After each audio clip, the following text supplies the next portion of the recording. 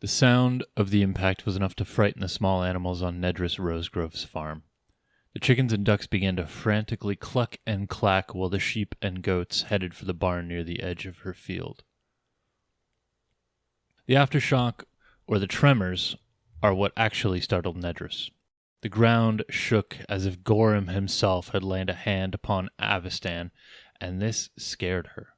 She took the time to corral her animals into the barn before setting herself into the saddle of her fastest pony, Biddybolt, and setting off in the direction of the crash. She needed to find out what happened and what it meant for her farm and her barnyard friends.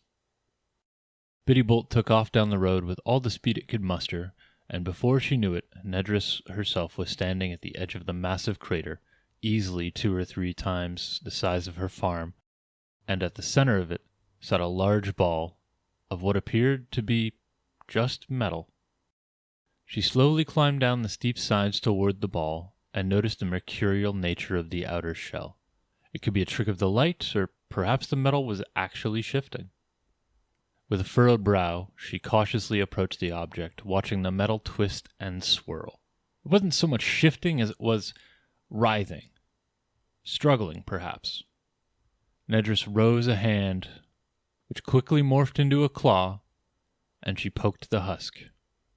Immediately the shimmering metal dispersed and solidified, changing its shape to mimic a cube with defined sides, and the metal seemed to get denser as a reaction to her claw. She attempted to press it in further, and when that didn't work, she tried to scrape off a sample for further investigation. Perhaps one of the local lore masters or wizards could assist her with that, but the object wouldn't budge or scrape. She sighed and took a step back, allowing her hand to reform from the claw, and the box stayed the same. With a thought, she stepped forward again, forcing her hand back into the same claw, and tried to puncture the outside of the metal by driving her sharp nails into it. The metal again shimmered and began to give way, almost stretching to accommodate her nails, but she could not puncture it. Stepping away again, she let her hand return to normal as it dropped to her side. She shrugged to herself and turned to scramble up the sides of the crater back to Biddybolt. Maybe Muriel the wizard could tell her more.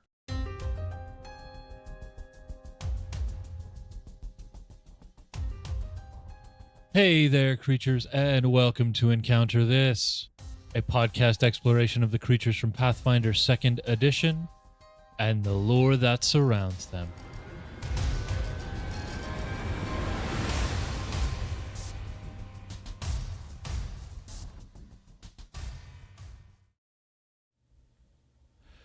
Hello. Wait, it's mine. I forgot that you start. Yeah. No, I did this one. Hello there, creatures. We're recording 2 episodes today. Welcome to another episode of Encounter This, Pathfinder 2nd Edition. We are going through a new creature today known as the Hadrinnex, I think is how you say it. But before we get into that, I've of course need to introduce myself.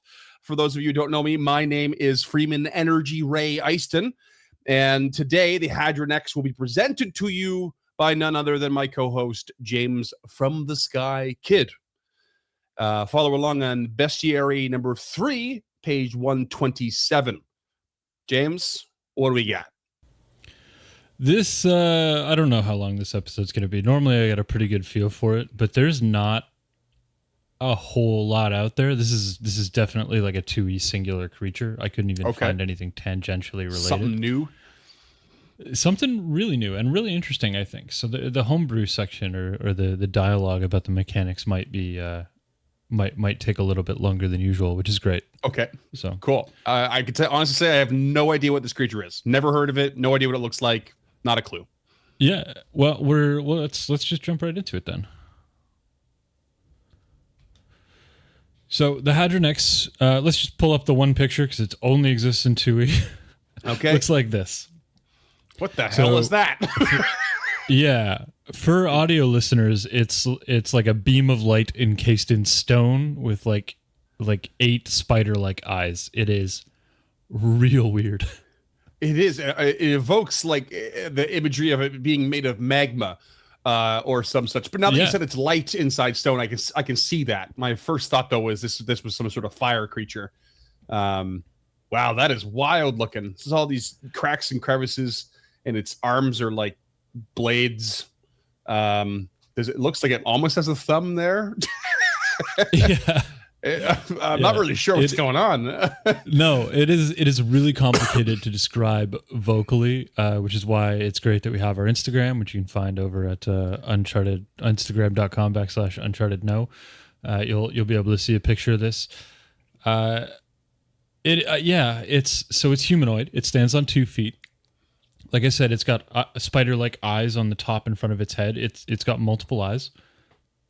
Yeah. And it has this metal armor-like husk or an outer shell, which is splintered through its body, presumably for movement, and it glows from the gaps between these pieces.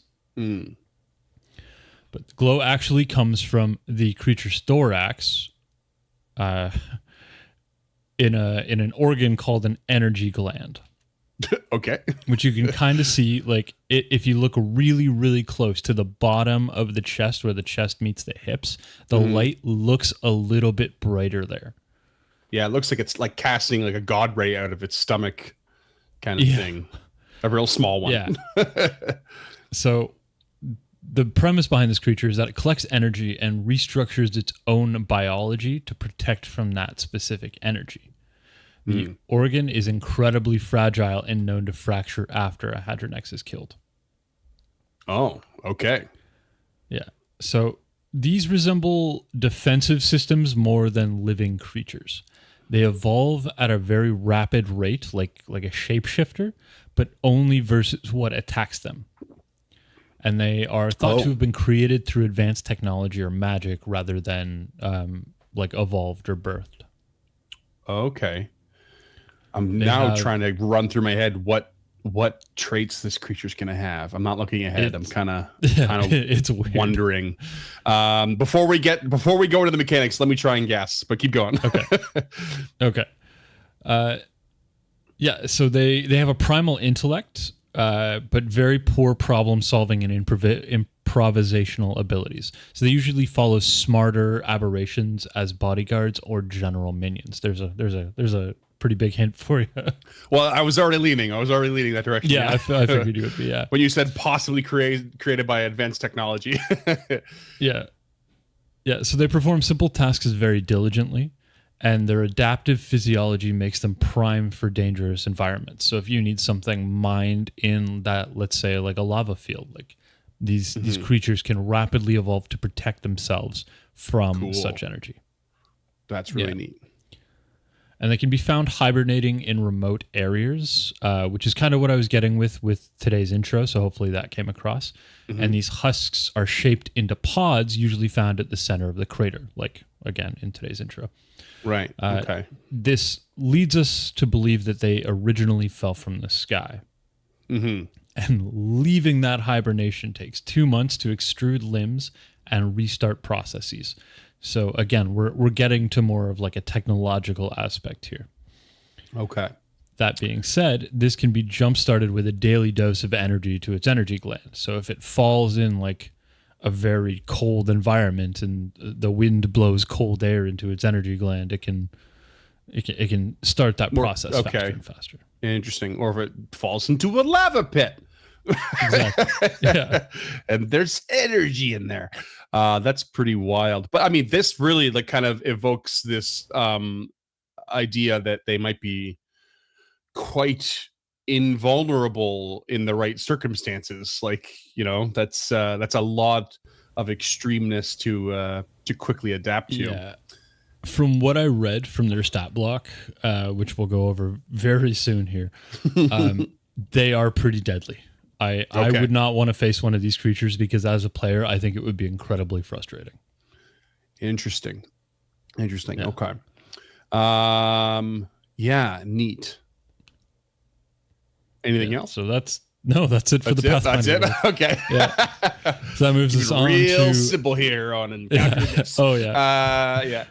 The okay, cool. So Probably fell from the sky, quickly adapt, serve as bodyguards or general minions. Okay. And will perform simple tasks diligently. So, I mean, it makes me feel like they're not very intelligent either. If they're so easy to just follow orders and whatnot, and just do like mundane stuff.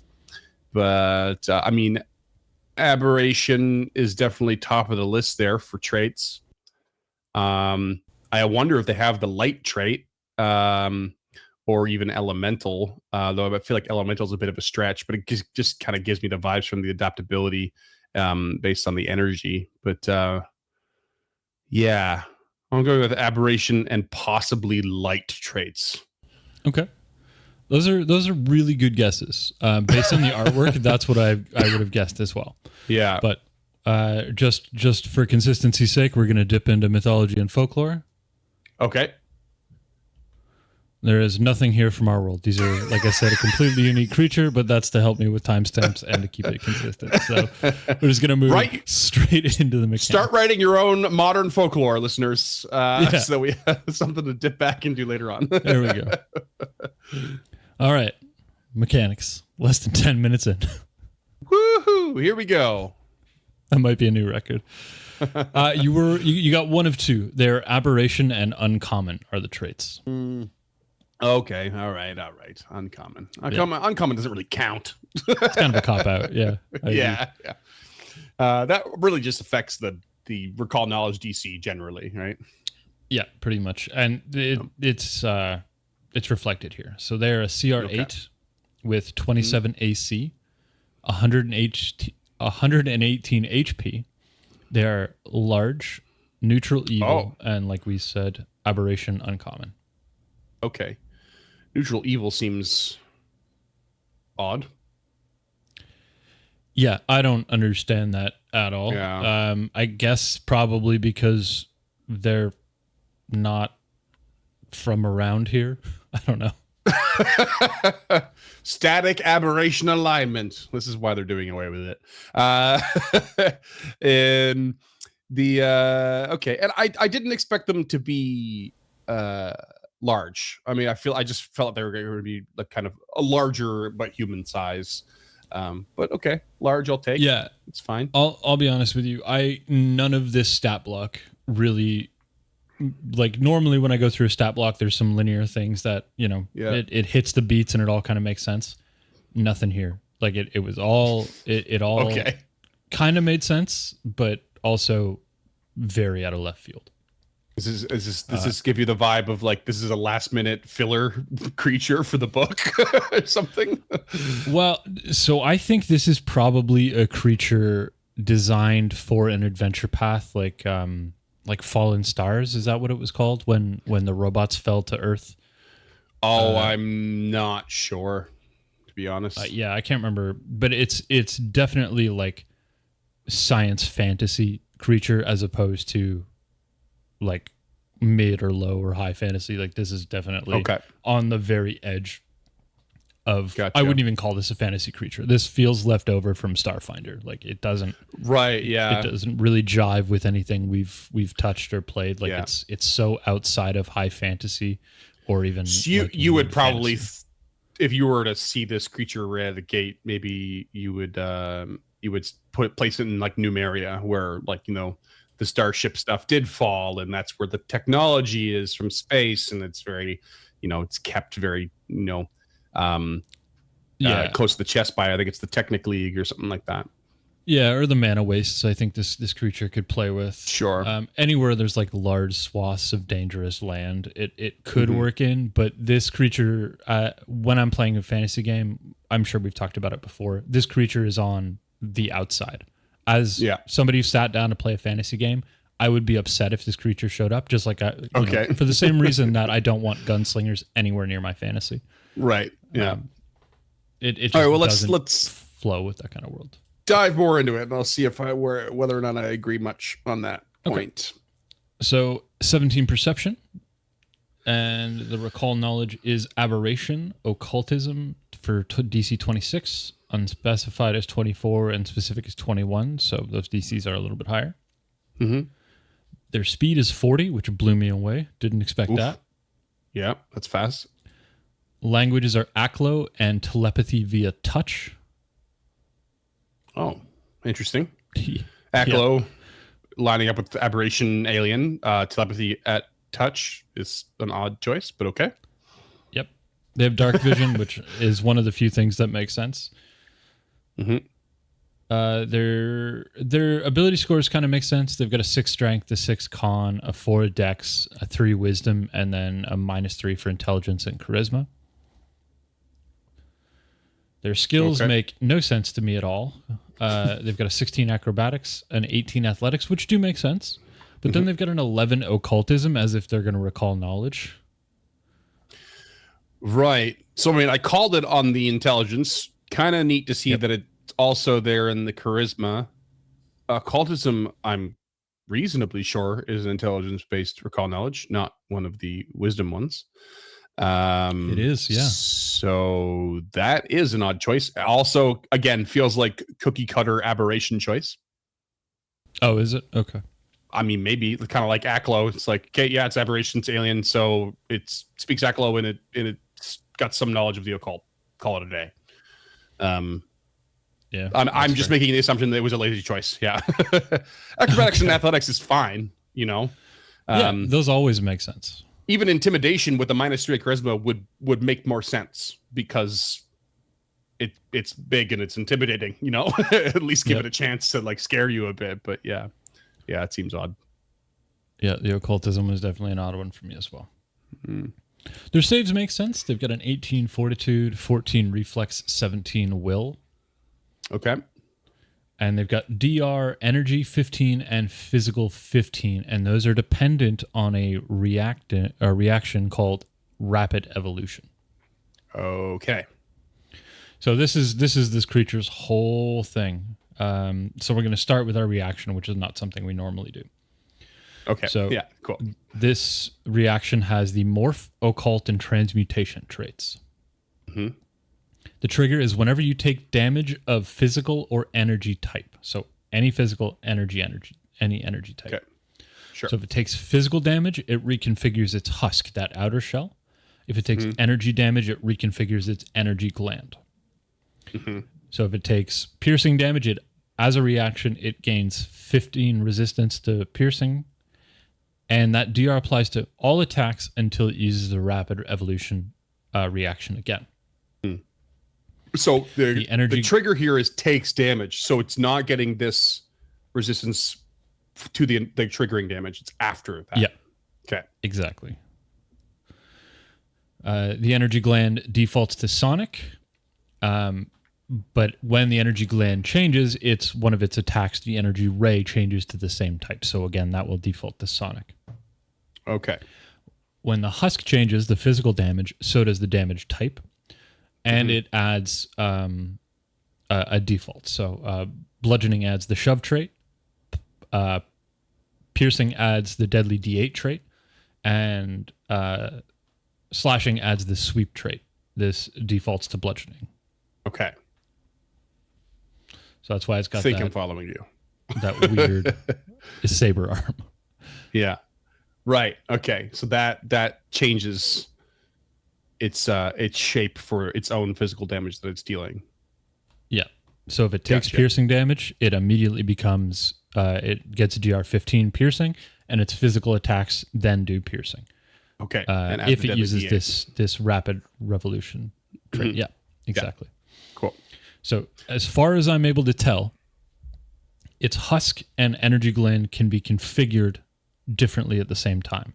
Mm-hmm. So if it uses rapid evolution on its husk, it can change its husk, and then as the next round, it can use its rapid evolution on its energy gland to change its energy type. Okay. So you said they have defaults though. So it is starting with physical and energy resistance. It's starting the combat with sonic and bludgeoning straight up. 15. Well, it doesn't have to, but those are this creature's defaults. Like if you want to set it up as a GM to whatever you want, I don't see why you wouldn't preset that. Sure. So you start with those defaults and then you adjust the types as it uses this reaction.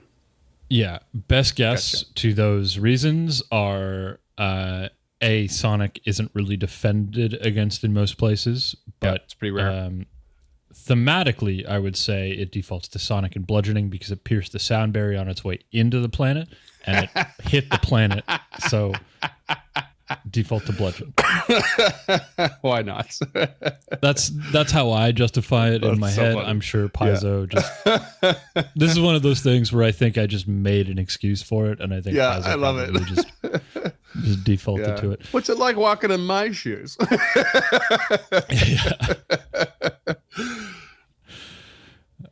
So they have a couple of attacks. They've got a 1-action melee, which is their weapon arm.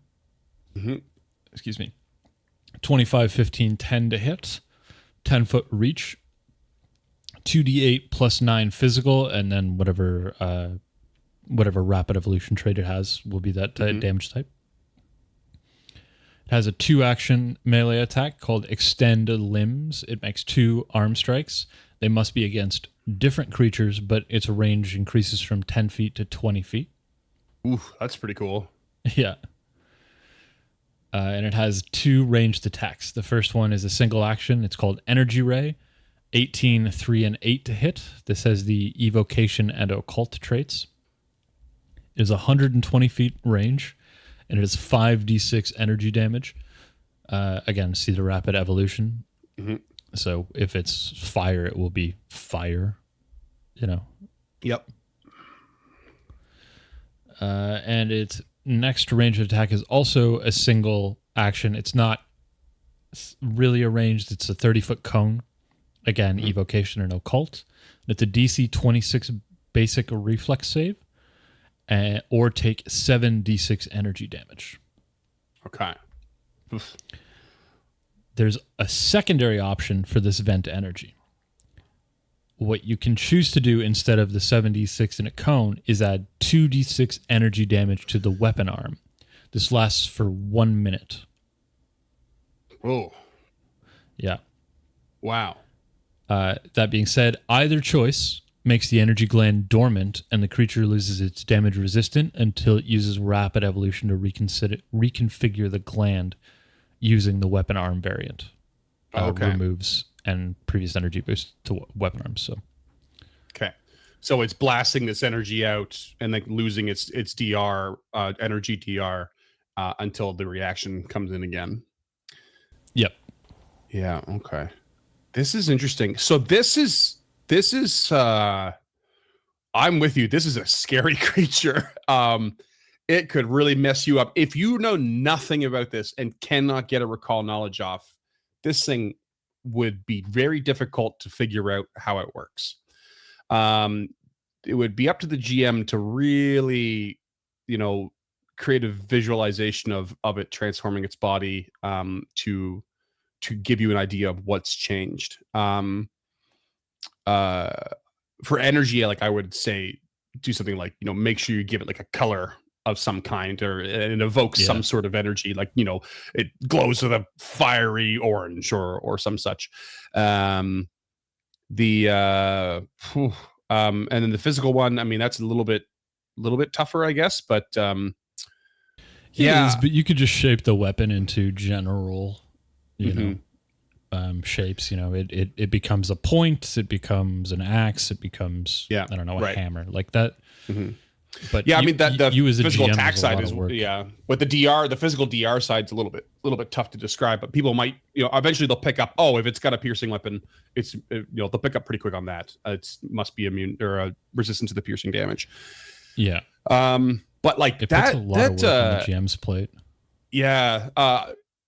This one you'd have to be really prepared for, because I would highly recommend that you don't ever opt to not use the reaction. I think the GM should use it every single time, to give the players a chance to realize that every time we hit it, it's going to change, and that means the next thing we do has to be different.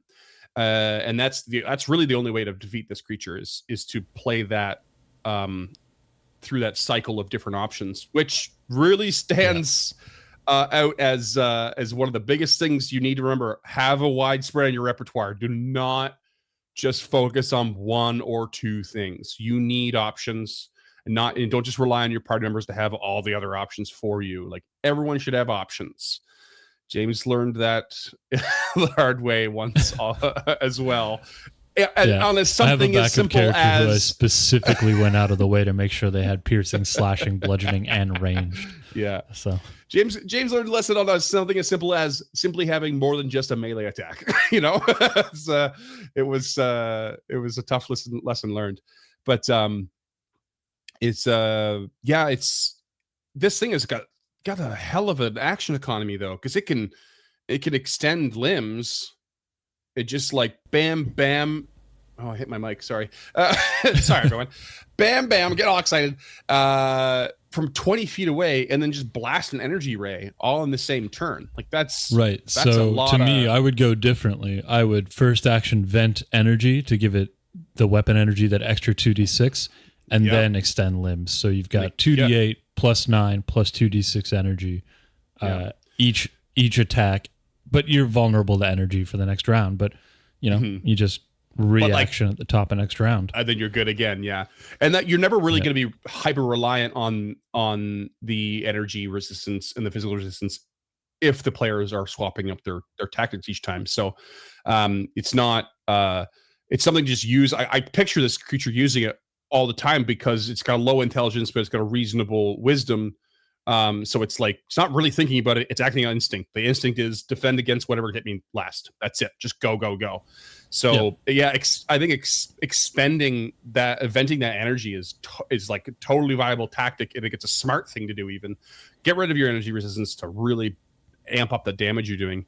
Like I'm with you. Like I would do that too. But like if everyone's like at a pretty far distance, you know, or there's like a couple of people close, but there's a couple of people that have, you know, the casters are staying in the back.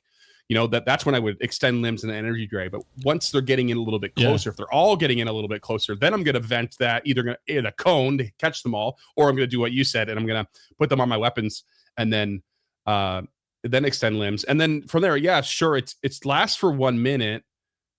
It lasts for 1 minute until you use the reaction for energy again.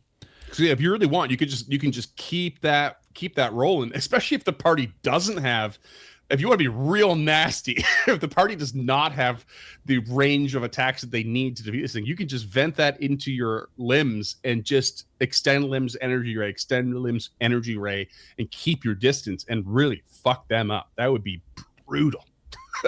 Well, so you wouldn't be able to use the energy ray until you use the reaction again, because this creature loses it to DR. Oh, because it's okay. So loses the DR, so it loses the attack as well. Yeah, exactly. So once you vent energy, the energy ray is gone, essentially, as is your DR. Or at least that's how I understand this being read. In that case, I would say that if kind of play it like this, always use the reaction unless the whole party gets up on your goodies. And then I would say it's okay to vent the energy. And what you do to vent it would depend on, are they all coming at you from one side? Cone. Are they coming at you from multiple sides? Vent energy into the weapon arms. And just start going, you know, melee. Just kind of hone in on it. But if they are spreading themselves out and doing a really good job of like keeping themselves across the battlefield and using different things, just keep using that reaction to make it a really spicy, like flavorful encounter. Yep, I agree completely. I think you really nailed how to use this creature. It is a very complicated creature, like mechanically, but as a GM, if you know what's going to happen, like you know your party and stuff like that, you can simplify these encounters pretty quickly. Yeah. Pick a strategy for how the players are reacting to it, and maybe stick with that. And maybe that strategy is going to cause them to turn tail and flee, and that's fine. That's okay. Sometimes you got to do that. But that's what I would do is like understand the creature, but pick a strategy based on how they're operating. Be ready to change up the strategy, but you're going to have enough on your plate swapping those things all the time. So don't get too crazy with it. Yeah, well, this is not a big boss, right? This is not a big boss. This is no. These are minions, and that's why I wanted to get into homebrews, because this could get substantially more complicated for any GMs out there. Sure. All right, let's do it. So if you are a GM and you are running these things, rules is written. They are minions. The reason I would want to keep this simple and streamlined and know your party ahead of time and have a pretty good, 1-2 tactic, like Freeman presented earlier, is because chances are you're going to be playing this with something else. Because of that low intelligence, they're in the stat block, it is said they're known to follow other beings as general minions or bodyguards, and they perform simple tasks. Like execute is a pretty simple task. So I wonder, I don't have an answer for this just because I'm still not really immersed in Pathfinder creatures, but I wonder what kind of creature would these things differ to. Like anything with real power or intelligence is my best guess, which leads me to things like spellcasters. Yeah.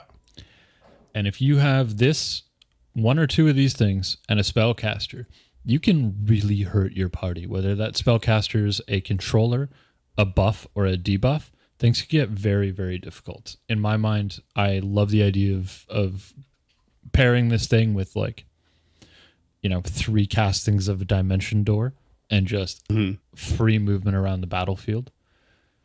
Yeah. Or even with something like a witch, something high intelligence to be able to control the creature thematically. And the debuff spell list could just get really, really dangerous.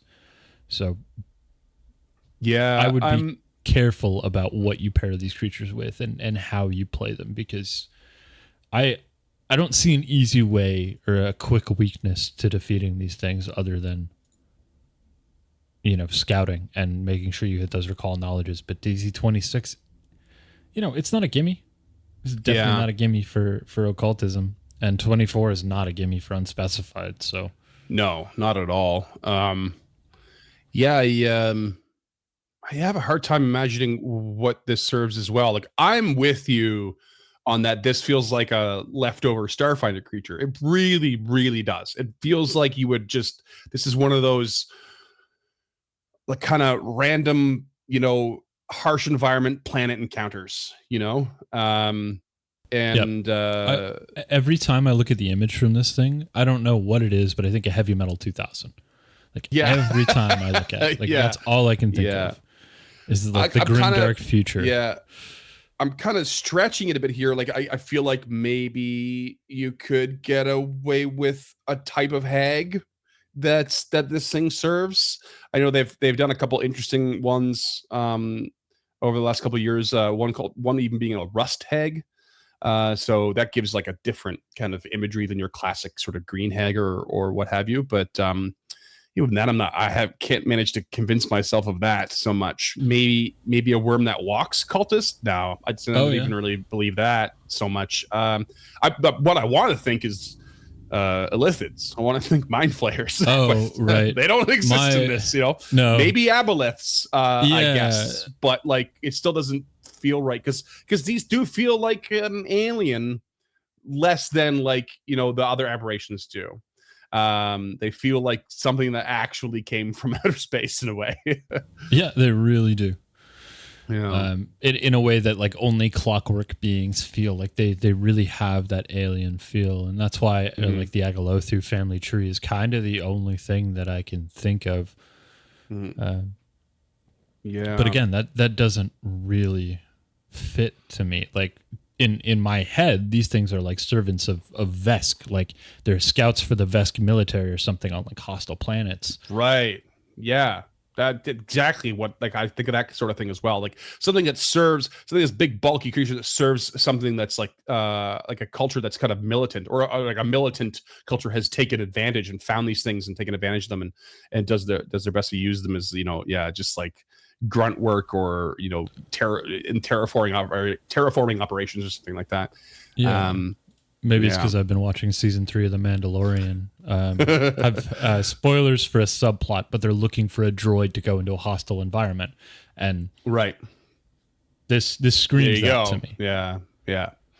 So I think we're missing what this thing is likely to serve, which is kind of annoying. And I couldn't find any adventure paths that they're in either, so it makes me think they might be. Not like maybe like an Easter egg for an upcoming adventure path. Yeah. But I don't know. This is why we have things like our email address and our Discord, so our listeners can help us out. Someone message us if you got an idea. Like, I just don't think the Aboleth and the Algol Flu kind of fit. I think their own thing doesn't fit using these creatures, and I think we're beyond them. We're kind of missing another sort of family of aberrant, intelligent beings to kind of fill this role. So. I agree. Like you said, the Mind Flayers from 5e or even the Yugoloth family tree from 5e kind of makes a lot of sense with these, but maybe it's just because we're so new to Pathfinder 2e that we're just not picking it up. Yeah, maybe somebody's got to know something we just haven't come across yet. But yeah, I mean, I don't see myself using this creature with anything I have, planned for the future. I think it could make a really cool encounter. I do, but I don't know much about Numeria, but I think that's where my brain is kind of stuck with it right now. It's like you just find a random one out, in the wilderness there as you're trying to, or like maybe if you get into one of those like the crashed starships or something, you find one lurking around or inside. But maybe this is just better suited for when the Starfinder 2e compatible content comes out. And you dip your toes into the more sci-fi kind of stuff. With everything being cross-compatible, this might be a really, really good option to kind of just put in the back pocket and bring out later on. Oh, is that the game plan? That's Starfinder. Okay. They're releasing second edition, and it's all the classes are going to be cross-compatible between both the games. So you can. Oh, I hate that. You can theoretically play the soldier class in Pathfinder, and just use what weapons are available in Pathfinder, but you can also bring the wizard into the future Starfinder kind of thing. Obviously, that's just the class mechanic compatibility, not here's machine guns. That is always going to be at the end of the day up to the GM but I'm pretty sure they're keeping the lore intact where the gap happened and all that stuff. So. Yeah, it's just that you can now play a rogue in Starfinder, and you can play probably an envoy in Pathfinder, which I think is kind of neat. And it's definitely a business move. That makes sense, yeah. And Starfinder 1 needed a huge overhaul. It was not a good game mechanically. Oh, which reminds me, too, the reason why I'm so with you, I think one of the main reasons I'm so with you on the Starfinder thing for this creature is because it evokes the kinetic and energy damage thing so hard. That's what Starfinder is all about. Like, everything is so focused on your kinetic and your energy ACs in 1E anyway. Who remains to be seen what's going to happen in 2E, but I assume they're going to change it quite a bit. But yeah, that kinetic and energy stuff happening all the time. Like you get firearms and weapons that are doing both. So if you're swinging one of those big vest, I forget what they're called now, the big vest weapons, and it's like dealing slashing and fire energy damage at the same time. That reaction is going to change for both things at the same time, which is really cool. And it makes it that much more compatible with the Starfinder kind of idea and like sort of philosophy in the mechanics and the design. So yeah, Starfinder creature, Hadrinnex. Hiding in the bestiary. I think we've confirmed it. Yeah, I don't know. I mean, I'm in the same boat as you. I have no interest in playing most science fantasy RPGs. It's why I was never really into Starfinder. I think Starfinder had more to do with the lore and the mechanics. Not that the lore is bad. It's just not what I wanted out of, I wanted sci-fi, and they were very clearly had no interest in giving that to me. Oh, it was science fantasy, hard mixed together. Yeah. Yeah. Like Star Wars, which is, fine. Star Wars is fine. It's enjoyable for the most part. I like Star Wars because it's a Western, not because it's science fantasy. Yeah. I think I like it in spite of it being science fantasy. I mean, it's pretty light on the fantasy. You've got the Force, and it is pretty central to the whole thing, but it's not like they're not shooting fireballs from their hands, and they're not like, I mean, sure, you get a little dominating the mind and a little bit of pushing back and like telekinetic kind of stuff. But like it doesn't hit fantasy quite as hard as like Pathfinder or D&D does, like not even close. Right? No, I agree. Yeah. I'd say it's more than dipped its toes in the fantasy side, but it hasn't gone, for the dive. Not at all. I would say the mainline Star Wars stuff does. It's all based on space magic. Space magic. But the EU definitely dragged it into more of a sci-fi realm. Yeah. I mean, some of the EU stuff really pushed the fantasy as well. With like Sith sorcery and all that kind of stuff. So well, Star Wars. Who needs to say it? But I mean, it's all over the place. yeah. There's literally something. It's every direction all at once. Yeah. Let's be real. What are we even arguing about? I don't know. We're both wrong and right at the same time. Star Wars. I don't even know. Yeah. That's fair. I'll stick with my Star Treks. There's your hot take for the day. If you can figure out what this creature's purpose is, or where it fits in Pathfinder, or where it fits in your Pathfinder world, we absolutely want to hear about it. You can shoot us an email at info@unchartednorth.com. You can find all of our links on our website at unchartednorth.com or .ca. You can hit us up on our Discord, unchartednorth.com/Discord. We'll get you a link directly in there, and you can drop us a line and let us know exactly what's going on there. You can shoot us a DM on the socials. Our boy Scott will get those on Instagram, Facebook. I think we still have, and X, or whatever we're calling that now until they change the name again. Twixter.